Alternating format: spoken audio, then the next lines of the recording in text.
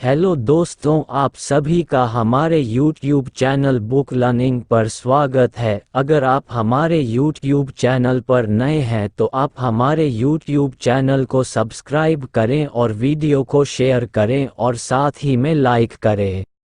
आज मैं एक ऐसी किताब का सारांश प्रदान कर रहा हूं जिसका नाम है 48 Laws of Power book summary in Hindi. 48 laws of power, power के 48 कानून, एक प्रमुख किताब है जिसे रॉबर्ट ग्रीन ने लिखा है।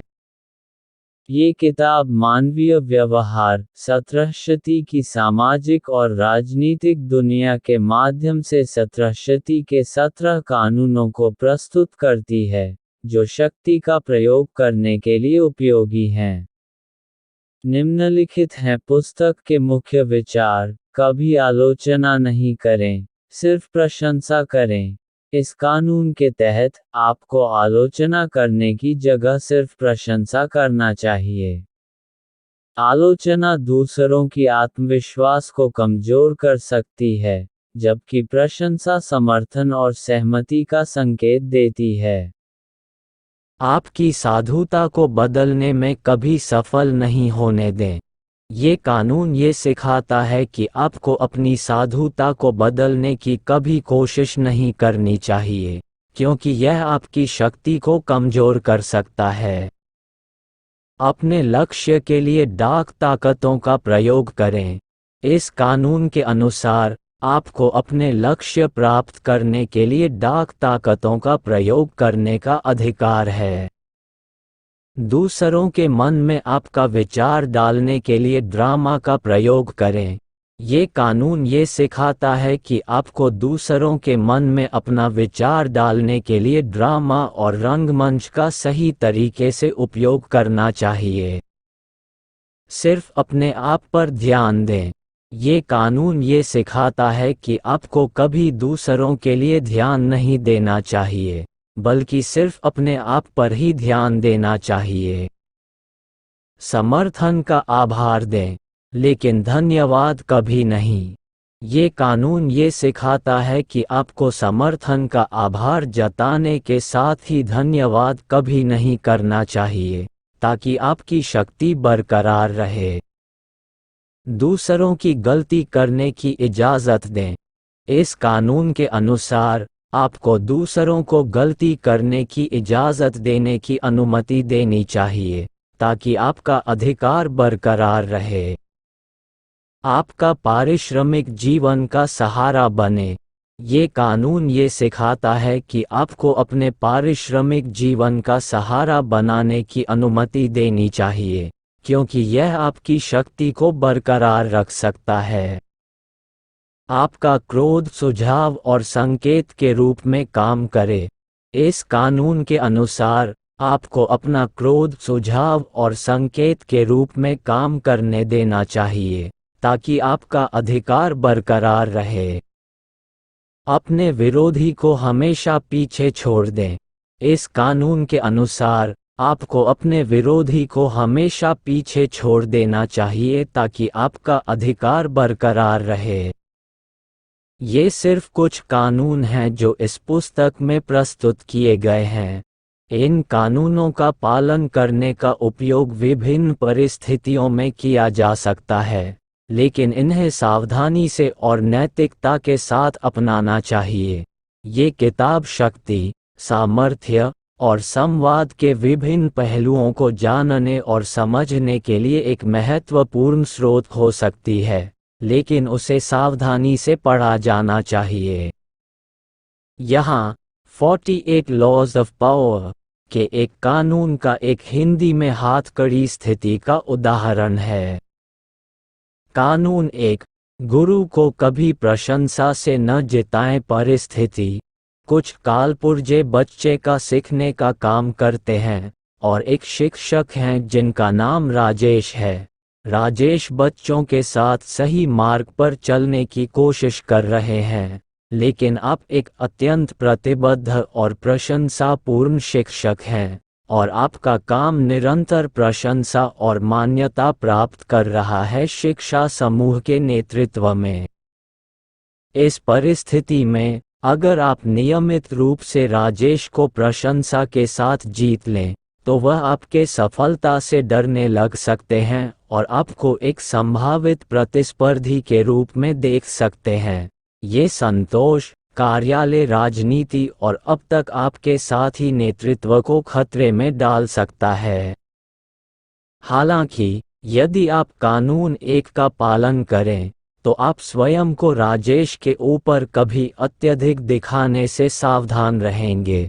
आप फिर भी अपना काम उत्कृष्ट रूप से करेंगे, लेकिन जब आपका काम प्रशंसा प्राप्त करेगा, तो आप राजेश के साथ कुछ क्रेडिट साझा करने का रणनीतिक तरीका अपनाएंगे।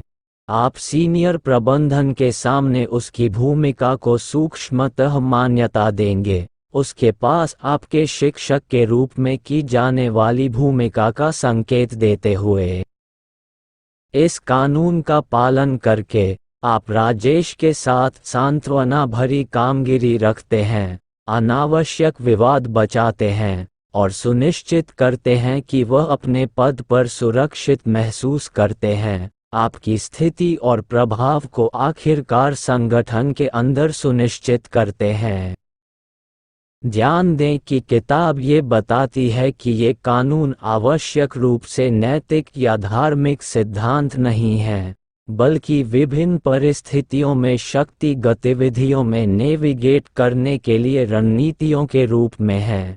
इन रणनीतियों का सतर्कता से और नैतिकता के साथ उपयोग करना महत्वपूर्ण है, अपने कार्रवाई के संभावित परिणामों को ध्यान में रखते हुए। कानून 2, आपका क्रोध सुझाव और संकेत के रूप में काम करे। परिस्थिति: सोचिए कि आप एक कार्यालय में काम कर रहे हैं और आपका एक सहयोगी नामक विकास काफी समय से आपके खिलाफ व्यवहार कर रहे हैं।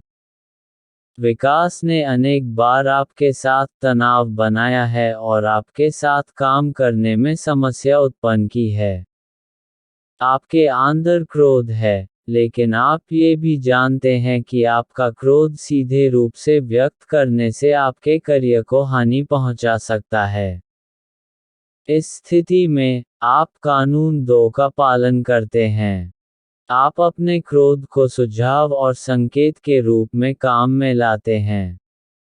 आप विकास के साथ धीरे धीरे बातचीत करते हैं और उसके साथ काम करने के तरीके में सुधार करने के सुझाव देते हैं, जिससे उसके साथ कोई जलन या संघर्ष नहीं होता है। आप ये सुनिश्चित करते हैं कि विकास समय के साथ सुधरता जाता है और आपके साथ काम करने में समय के साथ और अधिक सहयोगी बनता है।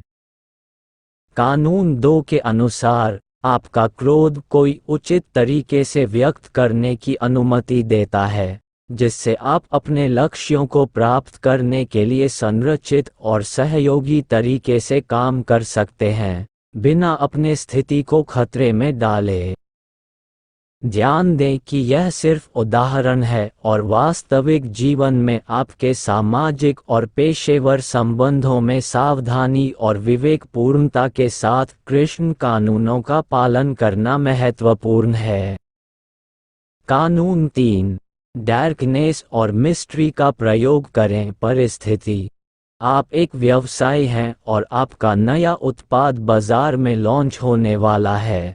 आपका प्रतिस्पर्धी व्यवसायी एक बड़ी उत्पाद लॉन्च करने की तैयारी कर रहे हैं, और वह बड़े धूमधाम से इसका ऐलान करेंगे।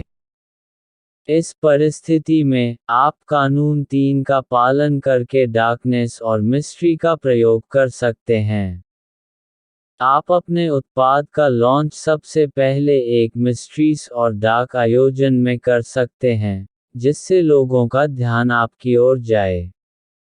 आप चैनलों को इस उत्पाद के बारे में विचार करने के लिए प्रेरित कर सकते हैं, लेकिन खुले तौर पर उत्पाद का पूरा बयान नहीं देंगे। ये व्यक्तिगत रूप से सबसे पहले आपके ग्राहकों के साथ संवाद करने का मौका प्रदान करेगा और उन्हें उत्पाद की खोज करने के लिए प्रोत्साहित करेगा।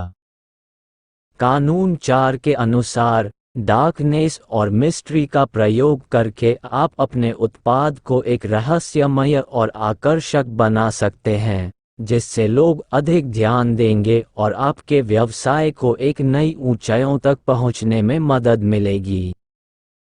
याद रखें, इन कानूनों का पालन करने का उपयोग सावधानीपूर्वक और नैतिकता के साथ करना चाहिए, और आपके कार्रवाई के परिणामों को ध्यान में रखना महत्वपूर्ण है।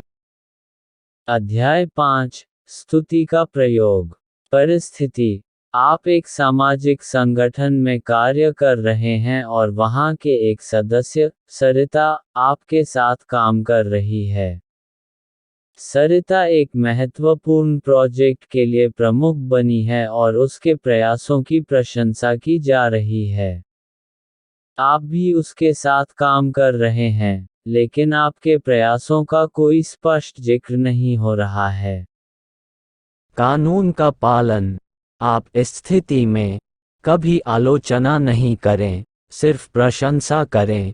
कानून का पालन करते हैं।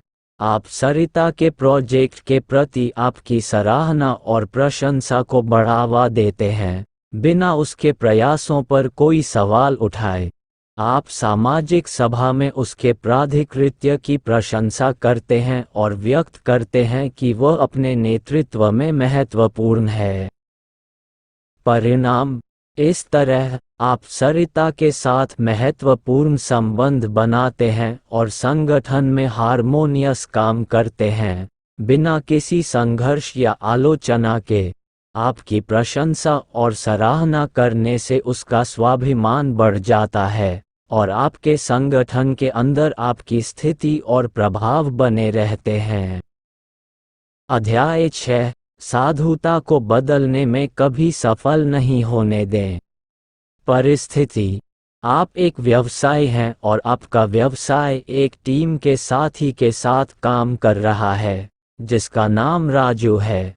राजू संगठन के साधुता और नैतिक मूल्यों के पक्षधर हैं और वह आपके कुछ योजनाओं को संकेत मान रहे हैं क्योंकि वे उनके मूल्यों के खिलाफ हैं।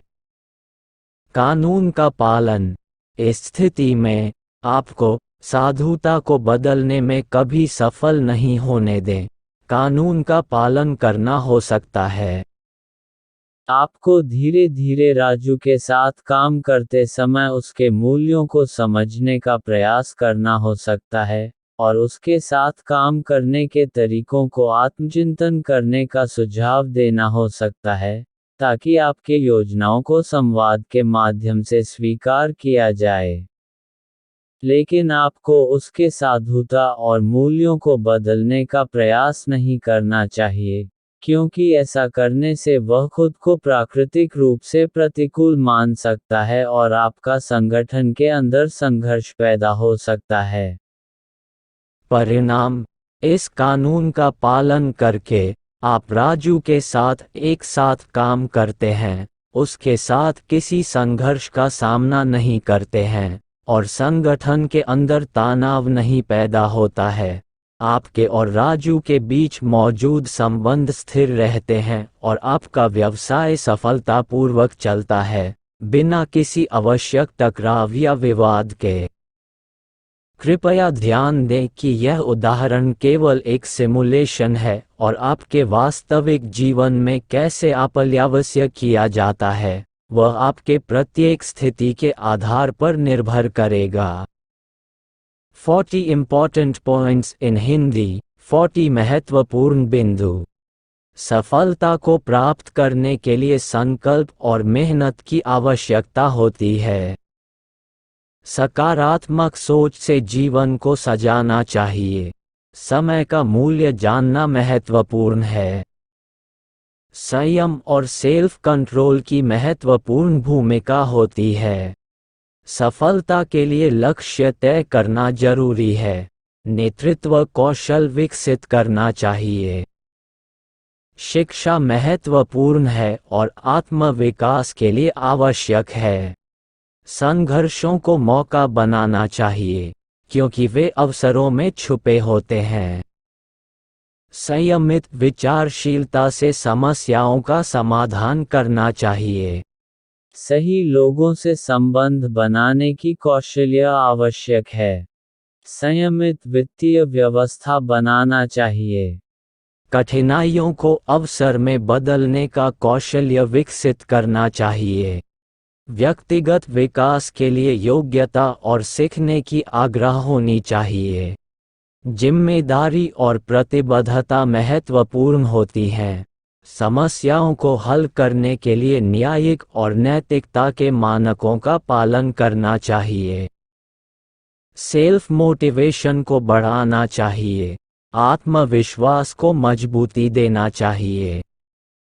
अपने लक्ष्यों के प्रति पूर्ण समर्पण दिखाना चाहिए। सही समय पर सही कार्रवाई करना चाहिए। व्यक्तिगत समृद्धि के लिए नेटवर्किंग का महत्वपूर्ण होता है। सही विचारों को क्रियान्वित करना चाहिए। समृद्धि के लिए अपने कौशलों को सुधारना चाहिए।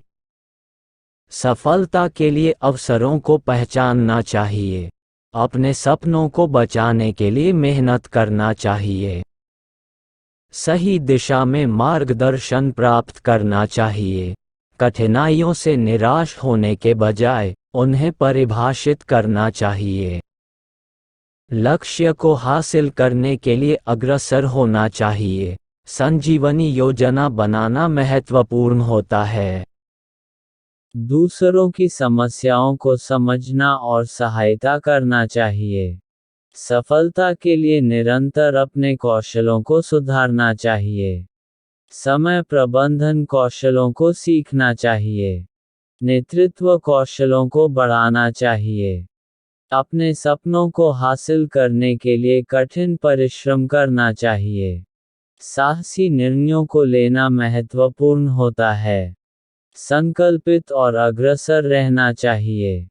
अपने दुश्मनों को अपने साथी बनाने का प्रयास करना चाहिए। उत्कृष्टता की ओर प्रगति करना चाहिए। आत्म संवाद को बढ़ावा देना चाहिए। अपने सपनों के पीछे पड़ने के लिए अपनी स्थिति को स्वीकार करना चाहिए। आत्म प्रशंसा करना और सकारात्मक रूप से सोचना चाहिए। ये महत्वपूर्ण बिंदु हैं जो आपके जीवन में सफलता प्राप्त करने में मदद कर सकते हैं।